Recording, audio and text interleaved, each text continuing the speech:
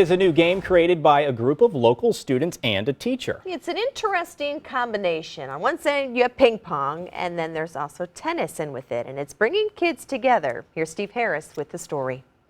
Christopher Barker teaches Spanish at MICDS, but when the bell rings, the paddles come out.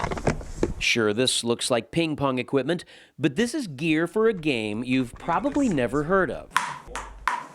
Barker Ball, named after, you guessed it.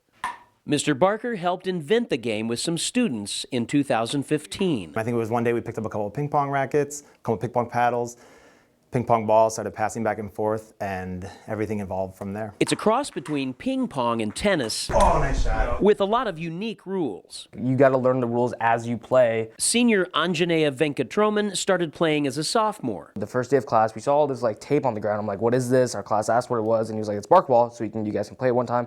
So after school one day, it was a Friday, and I was like, hey, so he was sitting at his desk. I was like, hey, you want to play?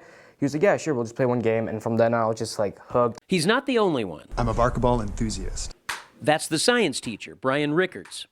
It's a physical game, but for Mr. Barker, it's more than that. It's really a space for students to step away from the academic day, to share some space together, share some time together. Even students who don't really know each other, I didn't know a couple students who were playing with me at the time, that we developed into a couple friendships, and it just grew from there.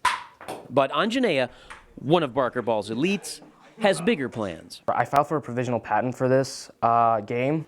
Maybe someday, an Olympic event. You never can tell. Steve Harris, News 4. You never know, it could catch on. They've even put together a club to play Barker Ball after school. It started with 6 members, and now guess what? It has around 30. What do you